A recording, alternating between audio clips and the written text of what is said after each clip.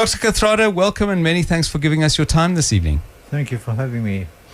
One of the things that really many people will remember at the funeral of the late Nelson Mandela, you shared with the world a very personal moment of pain and loss. And I'm wondering how, almost 2 years later, you found, if at all, some kind of acceptance and peace with the loss of a dear friend and a close comrade.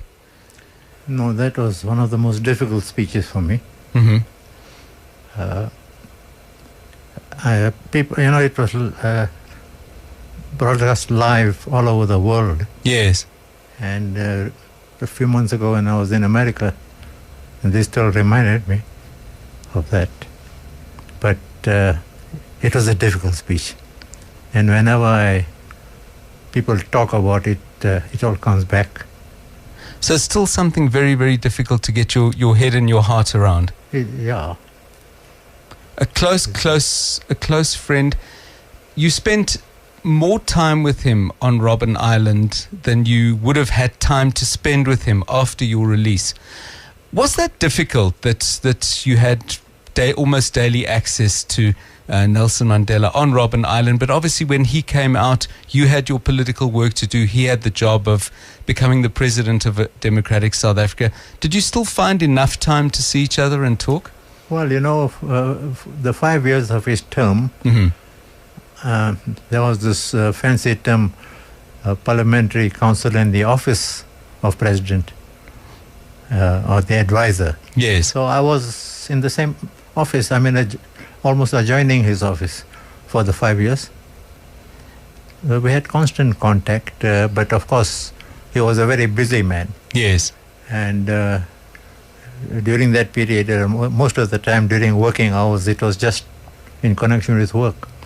It's important, Dr. Kathrada, that in those first 5 years of the democracy, you were deployed to work at Parliament. And I wonder what your views are now about the levels of debate and the nature of political conversation that goes on in our Parliament. What are your thoughts on that?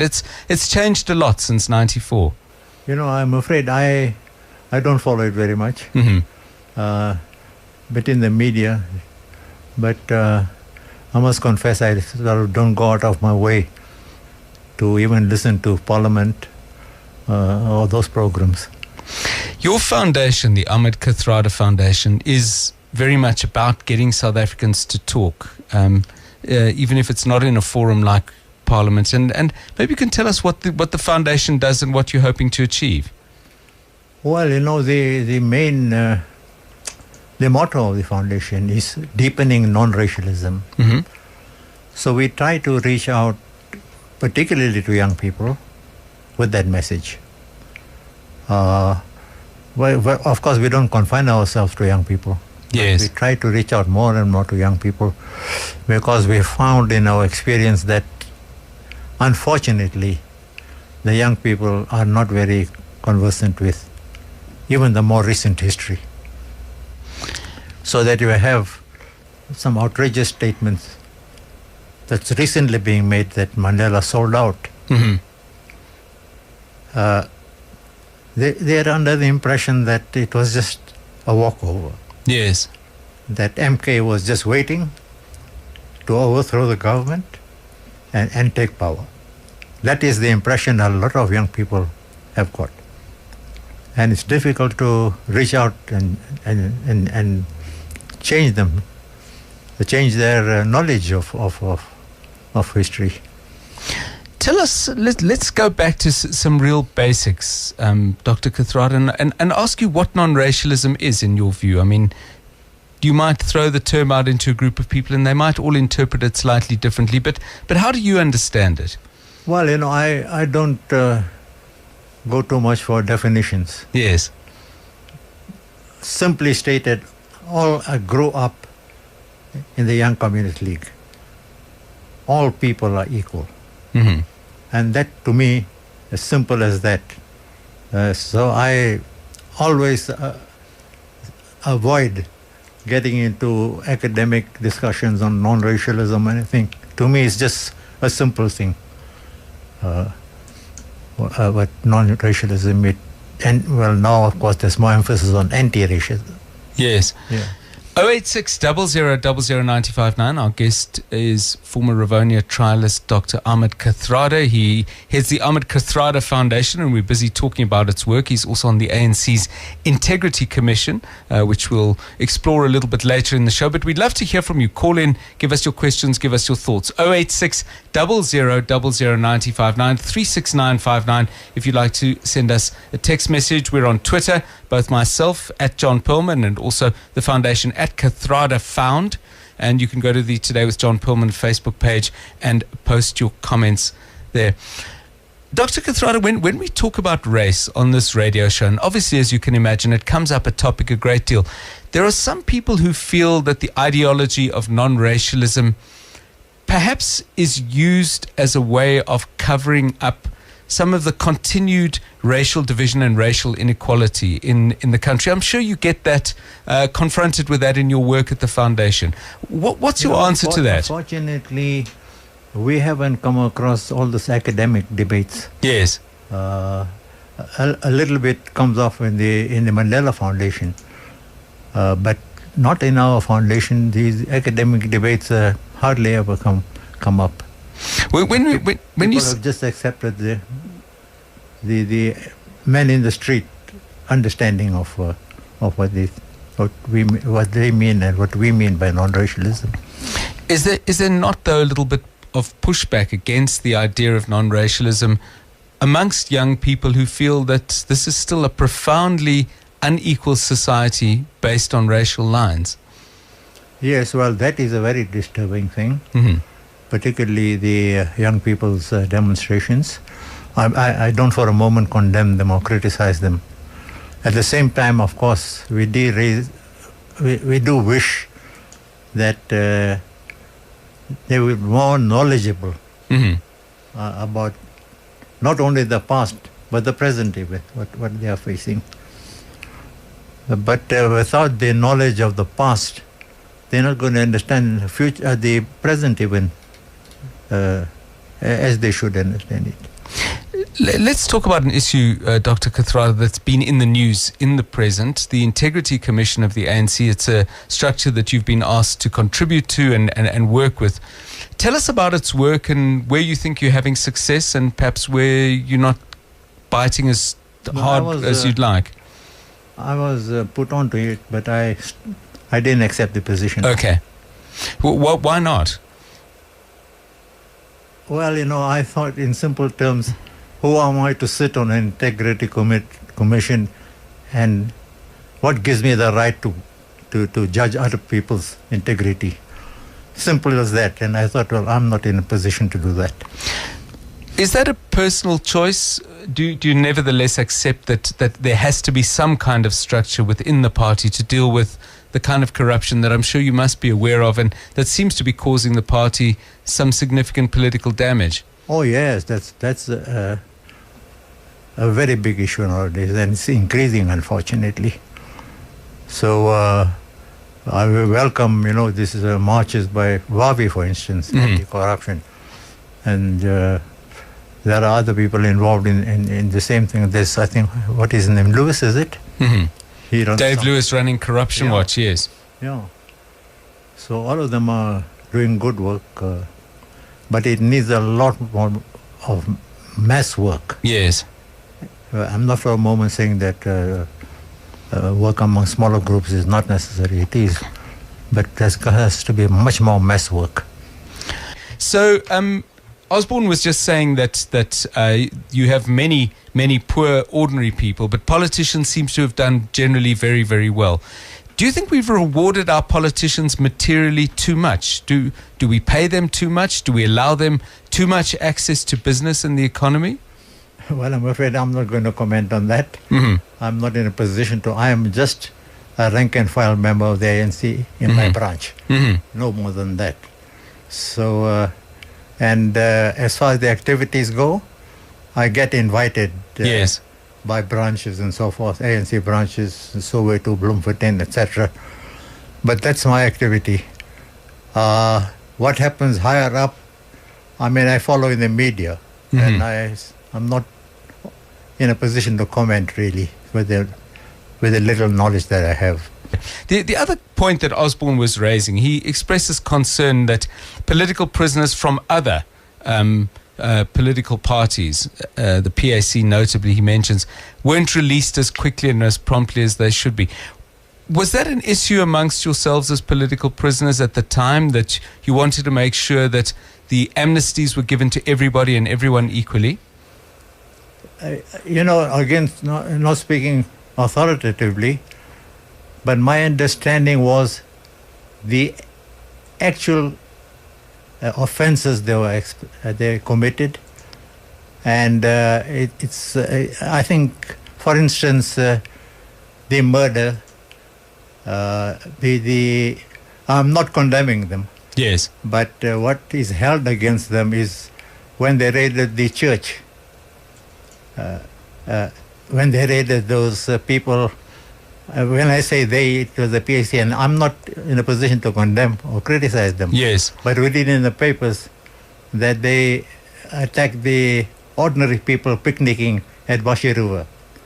And those are the things that sort of one wishes didn't happen. 23 minutes past 6. Let's go back to the lines. Mbuto is calling from Boksburg. Hi, Mbuto. Good evening, John, and good evening to Dr. Kathrada. Good evening. Good evening.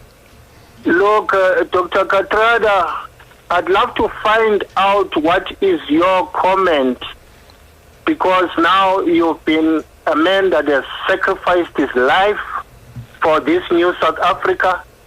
And what is your comment about what you saw in 2012 when the Marikana massacre happened live on television, when people who were striking were shot down like, not even dogs, I don't know what kind of, maybe rhinos, when they were shot down like rhinos? Well, thanks, Mbuto. Go ahead, Dr. Kathrada. The killing of every human being, even one human being, is hurtful. But again, I was not at Marikana. I don't know under what circumstances the police were called upon to use the live ammunition. So I'm afraid I'm not going to be able to comment authoritatively about things that I just follow in the media. I'm not for a moment criticizing the media. The media does its best to cover, but obviously the media itself has got limitations. So I can't comment on Marikana. What I repeat is every life is important, and every killing is something that's of concern to people. Did you, though, without commenting on the specifics of what may or may not have happened there, Dr. Kathrada, you must have felt a deep sadness as somebody who came out of prison after a long time there, in the belief that those things were going to be in our past. That was very much a feature of apartheid South Africa, where protesters got shot and killed.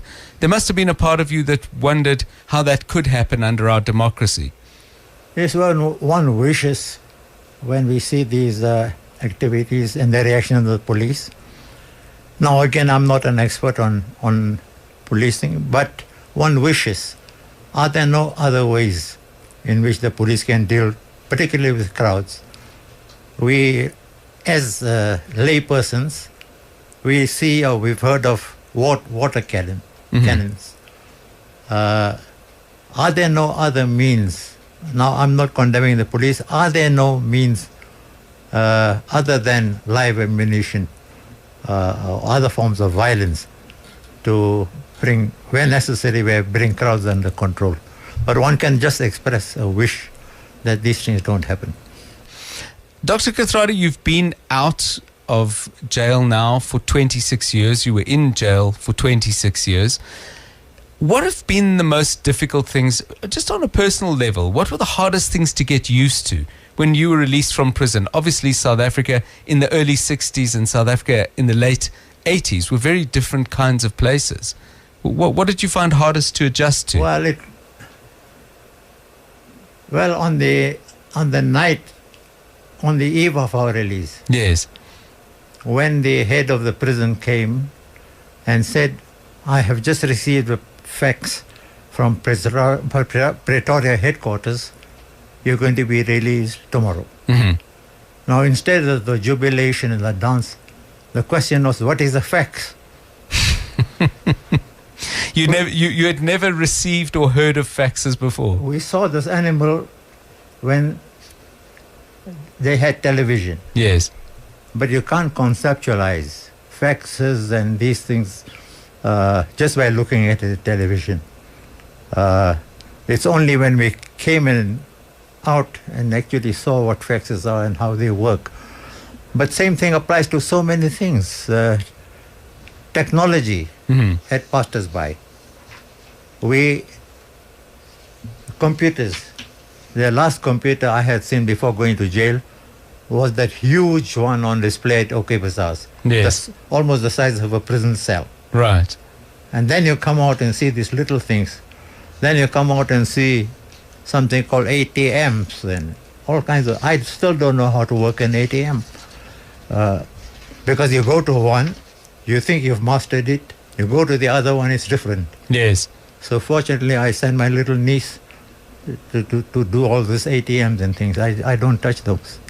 On the subject of children, I'm reading here from a transcript of an interview you gave with Al Jazeera, and I want to share this with people because I think it's important we talk about it.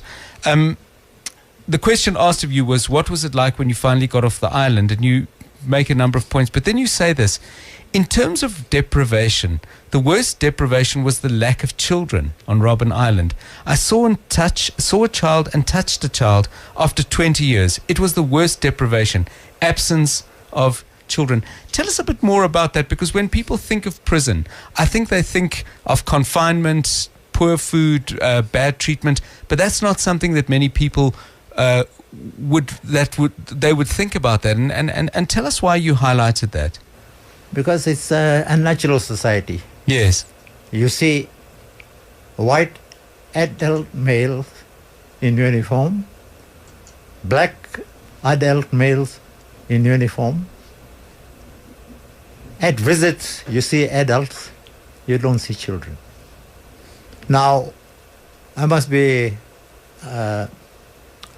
quite clear, because people who are married and had children, when they reach sort of a group in prison, they could have visits from their wives and their children could come. Yes. I was not married. So I felt that deprivation very much more. So much so that at times you even want to hear the cry of a child. Yes. And when I saw and touched a child for the first time, it was not on Robben Island. After 18 years, 5 of us with Mediba and Walter Sisulu and others were transferred to Portsmouth prison, where things were relaxed, much more relaxed, because we were only 5. Yes. And when my lawyer, Wesson, came to see me, he came with a little girl who refused to stay in the car. Mm-hmm. And the warders relaxed. And they said, let her come in. Now that was the first time after 20 years she sat on my lap. Mm-hmm. There was no legal consultation, because it was just an overwhelming experience. Just to see this child, touch her, and I couldn't speak to her father, the lawyer. He had to come back to see me, because my concentration, and that half an hour or 3/4 of an hour, I was just overwhelmed and stroked her hair and tried to talk to her. And as I say, I repeat, there was no legal consultation at that particular occasion. So one tries to, even now, I try to make up for that deprivation. I had occasion to take 20 or 30 children to Robben Island, which I do almost as a tourist guide. And again, it was such a wonderful thing for me. On the other side, about 2 or 3 weeks ago, I took out veterans. Mm-hmm. Among them was a lady of 105. Goodness. So it was the other side of things. But coming back to children, that was the main deprivation. Food, you're deprived of the nice food, etc., etc. But you get used to all that. You adjust to that. You can never adjust to the absence of children. Was that part, Dr. Kathrada, of what underpinned Nelson Mandela's constant public engagement with children, even in informal moments where there wasn't a TV camera in sight? He would always head for a group of children and engage with them with a warmth as if he was their bloodline grandfather. Was that in part a reflection of that painful absence that you describe? I mean, these are helpless human beings. Yes. Unable to do anything themselves. So naturally, the human reaction to that would be pity and want to protect them. So it was as simple as that. You want to protect the helpless, those who are not protected, and those, the majority, all of them are children. Let's go back to the lines. 086 0000 959 36959 for your text messages. Tamsanka is calling from Vosloorus. Good evening to you. Good evening, John, and good evening to Dr. Kathrada. Good evening. Good evening. I've got a few questions for Kathrada. Firstly, according to you, Dr. Kathrada, is it, when you look South Africa, is it what you fought for? Number two, why do we still have two education systems, private and public? Number three, why do we still have two health systems, private and public? And number three, lastly, yes, why do we still have those prisoners who are political prisoners? Because they are from other political organizations and they are not freed. And then secondly, we as people who are in the struggle, we don't benefit. It's only those people who are, let me say, encased. Okay. Outside it. Tamsanka, thanks. I think the last question was dealt with. It was asked earlier by Osborne. But first question, when you look at South Africa now, do you feel you see the fruits of what you fought for, or are there shortfalls that trouble you? No, I'm always conscious of the fact we are only 20 years as a democracy. In the 20 years, we can't deal with the 300 years of apartheid oppression. 20 years in the life of an individual may be a lot. Yes. Not in the life of a nation. I mean, I've had the privilege of traveling a little. I've been to India, I've been to some of the countries in Africa who's had their independence much earlier than we have. And one sees that it's not easy just to deal with problems that you inherit over years and years. So I'm not in a position to criticize. I repeat, 20 years in the life of a nation is not much. But I think that our country has made substantial progress even in dealing with poverty, old age grants, etc., clinics, education. I think I'm correct in saying that every child is still at school, is already at school. I see that water, electricity, almost all the majority of population have got that which they didn't have before. My mind always goes back to what was then Orlando West. Yes. And I used to frequently go to Madiba's house, Walter Sisulu's house, Dumanokwe's house. They had to go outside to the water tap, outside there, in the little area, just under the fence. So those are things that we have experienced. But now, again, statistics tell us that water and electricity is now provided to the majority of the people of this country. And I haven't seen anybody disputing that. Do you have a view on the other questions that Tamsanka raised, that a country like ours shouldn't have a separation of private education and health on the one hand, public education and health on the other? There should be one system and it should be equitable. Or do you have a thought on that? No, I can't. I really can't comment. I would wish a position would be different, but I can't criticize or comment on that. I wish there would be complete equality, but I don't know enough to comment on that. you clearly not keen, Dr. Kathrada, to comment in a critical way, but do you often encounter that kind of, I guess, unhappiness from South Africans who feel that we haven't done as much as we should in 20 years? A lot of the advantages have gone to people who are politically connected and so on. I mean, you're certainly aware of that unhappiness out there. I fully appreciate the impatience of people, the wishes, the desires of people. I can't comment authoritatively, but what I can say from what I've seen and read about, and I repeat, 20 years in the life of a nation, you can't solve the problems of 350 years of oppression. 20 years. And again, I repeat my experience of India. I've been to India several times. India was also an oppressed country. They got their independence in 1947. And they are still grappling. There's massive poverty, there's hunger, there's crime, there's all kinds of problems. So you can't just wish these things away by a magic wand. When you confronted with reality, it's quite a different thing. I know the person in the street and we have the fullest sympathy with them and understanding. But on the other hand, I can't criticize the government. I don't know what challenges they are facing, what the resources are to face the challenges. So one could wish that all the things that people are complaining about, one could wish they were not there.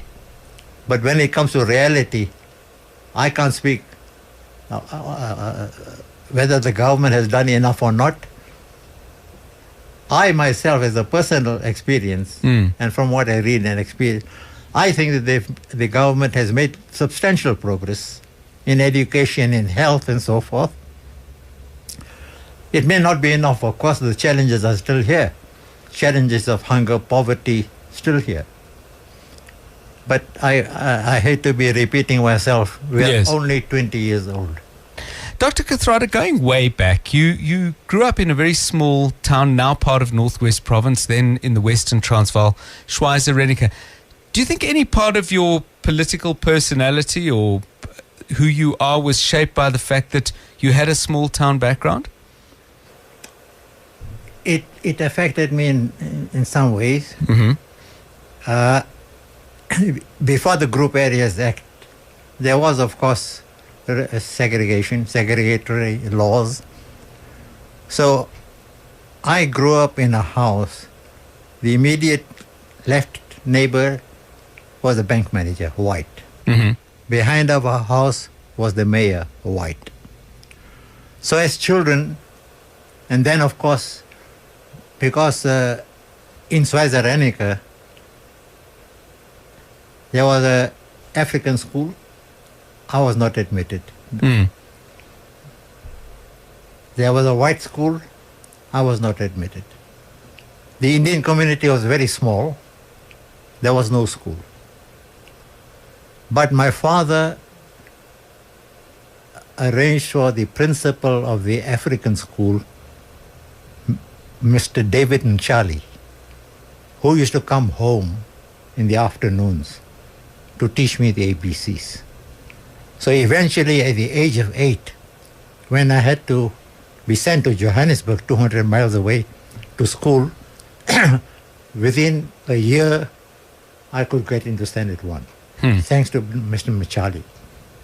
So I managed to reach matric at the same time as 17-year-olds could reach matric, again thanks to Mr. Machali.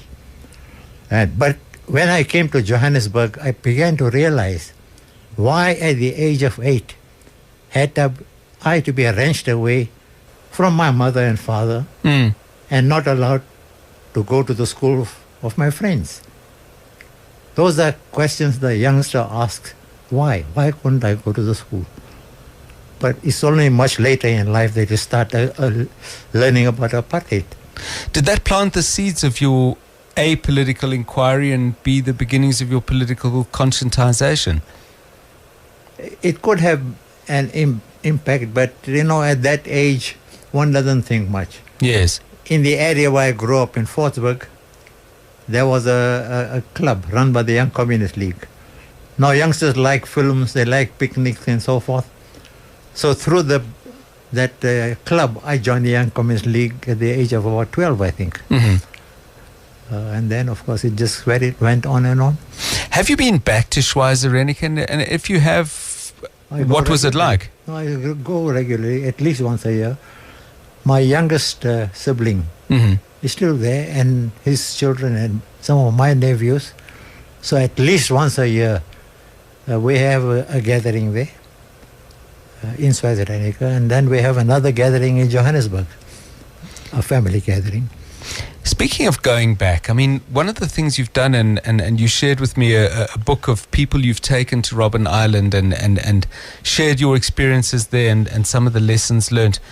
Each time you go back there, is it always with a sense of ease, or is there still a part of you that perhaps has any kind of anxiety, fear about returning to the place of your imprisonment?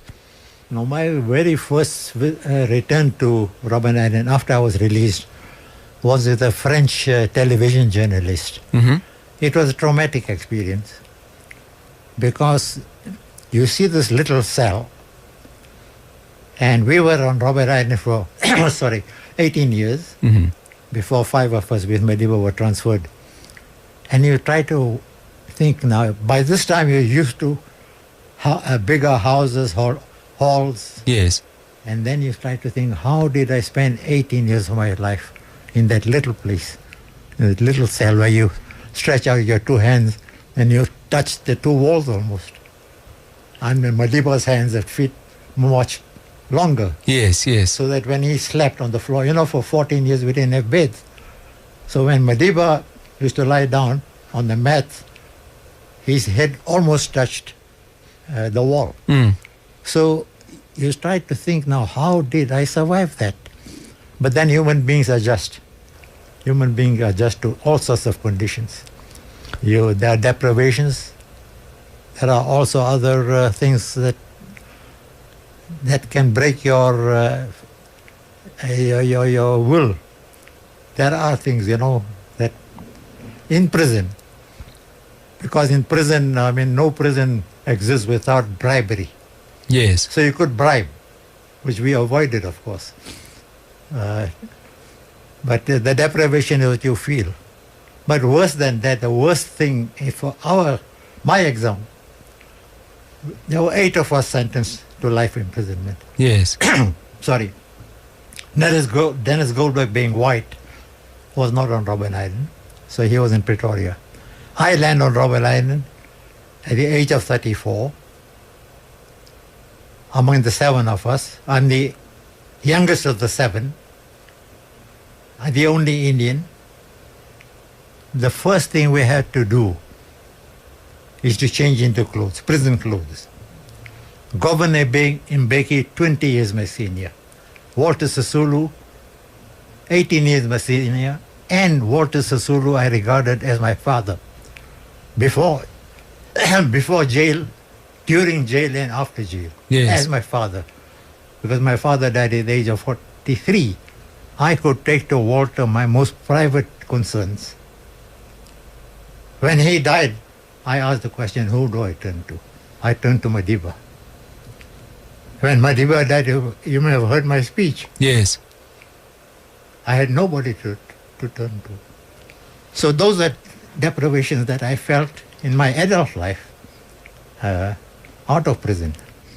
You talk about Walter Sisulu, and one of our listeners, Kingsley, Dr. Kathrada, asked a question about another person from that era, and he says, what do you think the youth of today should know about Bram Fischer, Advocate Bram Fischer, and his role in the struggle against apartheid? Some thoughts on Bram Fischer, who I'm sure you knew? I'm busy right at the moment writing about Bram Fischer. Not a big book or anything. I've been asked to write a chapter. Bram Fischer was a unique human being, and one can't talk about Bram Fischer without Molly Fischer. I talk of Bram and Molly as 3 couples whom I knew personally, whose marriages were made in heaven. Bram Fisher and Molly Whitworth.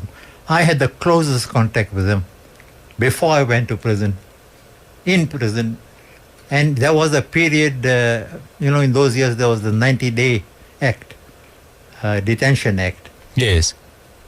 And I could smuggle letters. But when it came to awaiting trial period, Bram Fisher, he was one of the most senior advocates in the country.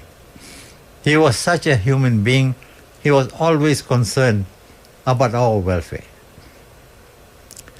Now here the country is one of the top leaders in the country. Used to take on my letter. I was involved with a white lady. Under the Immorality Act, that was not allowed. Yes. But they knew her because she was in the movement herself. Bram used to take my letters to her. Well, Bram gave it to Molly, and Molly sent me a message that their son, who had just acquired a bicycle, he loves delivering my messages to and fro. So what I'm coming back to is a small thing. But here's one of the QCs, senior counsel in South Africa, also highly respected in London, the only political prisoner who was given bail to go and fight a case in London. That was Bram Fisher. But a down-to-earth human being. But so simple.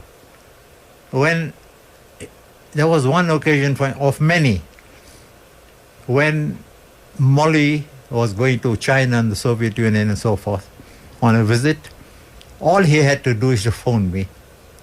My flat was about 4 or 5 blocks away. Yes. Not Bram. He came to my place. Can you get the ANC for credentials for Molly?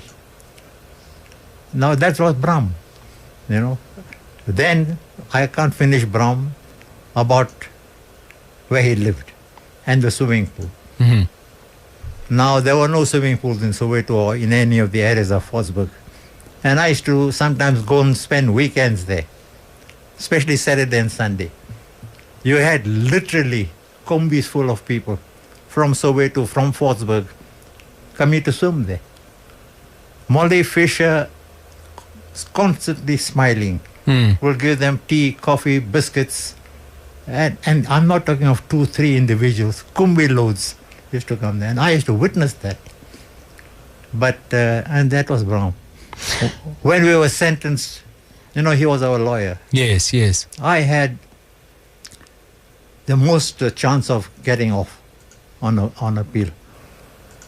Politically, Bram agreed with us that we should not appeal. Politically.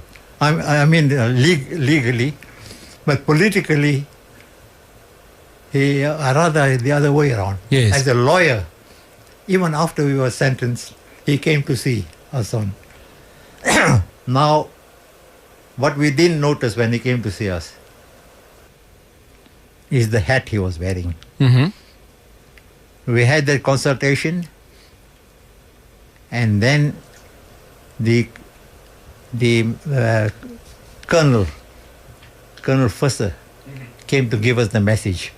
Then Molly Fisher died in an accident. Bram wouldn't tell us because he did not want to disturb our thinking, our emotions, by telling us that Molly is dead. You see? He wanted to have a proper legal consultation and then only relay the message to us. Extraordinary stories, and unfortunately we don't have time for any more, but many thanks to you, Dr. Ahmed Kathrada, joining us here on Kai FM, and we'll obviously keep up with the work of the Kathrada Foundation. Thanks for giving us your time on 95.9. Thank you very much to you and to the listeners, and thank you for the patience.